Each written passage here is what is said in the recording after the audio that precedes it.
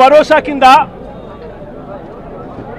రైతన్న పెట్టుబడి సమయంలో రైతన్నకు పంట వేసే సమయంలోనే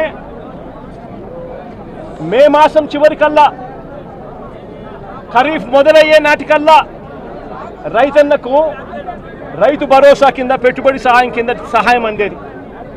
వైఎస్ఆర్సీపీ ప్రభుత్వ హయాంలో, మా ప్రభుత్వ హయాంలో గత ఏడాది రైతు భరోసా కింద అందుతా ఉన్న ఆ సొమ్ము చంద్రబాబు నాయుడు గారు వచ్చిన తర్వాత ఆగిపోయింది. ఈ పెద్ద మనిషి చంద్రబాబు నాయుడు గారు వచ్చిన తర్వాత గత ఏడాది రైతు భరోసా కింద మోడీ గారు ఇచ్చే 6,000 కాక మరో 20,000 రూపాయలు రైతు భరోసా కింద ఇస్తానని చెప్పాడు ఈ పెద్ద మనిషి చంద్రబాబు నాయుడు. గత సంవత్సరం రైతులకు ఇవ్వాల్సిన 20,000 రూపాయలు ఎగరగొట్టేశాడు. ఈ సంవత్సరం కూడా జూన్ 10వ తారీఖున మోడీ గారు ఇవ్వాల్సింది ఇచ్చేసింది, చంద్రబాబు నాయుడు గారు ఇవ్వాల్సింది మాత్రం ఎగరగొట్టిన పరిస్థితుల మధ్య ఈరోజు రాష్ట్రంలో వ్యవసాయం జరుగుతూ ఉంది. రైతు పరిస్థితి అధ్వానంగా.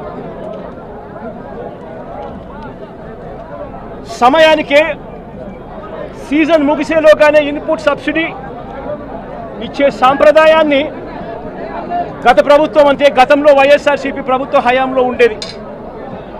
ఏ సీజన్ ముగిసేలోగా ఆ సీజన్లో జరిగిన నష్టాన్ని ఆ సీజన్ ముగిసేలోగానే మరుసటి సీజన్ వచ్చేలోగానే రైతన్నకు ఇన్పుట్ సబ్సిడీ కింద సహాయం అందేది. ఈరోజు ఆ ప్రక్రియను గాలికి వదిలేసిన పరిస్థితుల మధ్య ఈరోజు వ్యవసాయం జరుగుతూ ఉంది.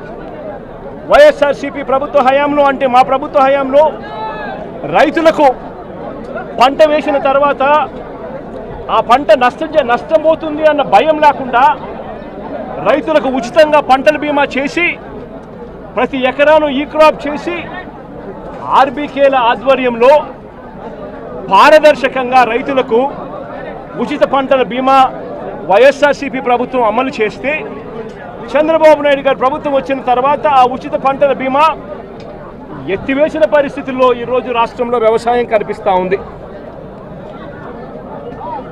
ఈ క్రాప్ వ్యవస్థను పూర్తిగా నీరుగార్చేశారు. దళారీలు లేకుండా పంటలు కొనుగోలు చేసే ఆర్బీకే వ్యవస్థను నీరుగార్చిన పరిస్థితులు ఈరోజు రాష్ట్రంలో చూస్తూ ఉన్నాం. ఎరువులు, విత్తనాలు, పురుగుల మందులు ఇవన్నీ కూడా నాణ్యతను పరిశీలించి నాణ్యతకు ప్రభుత్వమే గ్యారంటీ ఇస్తూ రాష్ట్రంలో ప్రతి